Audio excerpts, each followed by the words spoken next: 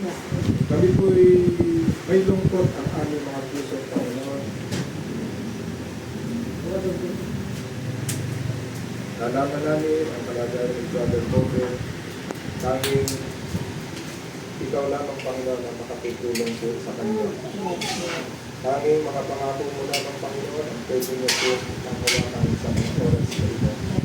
Kayo, mahal na Diyos, ang nakababatid ng kanyang tunay na kalalagayan. Ang tangi po namin hiling, ay hindi po naman alagamaran ang mahal na kapatid natin dito.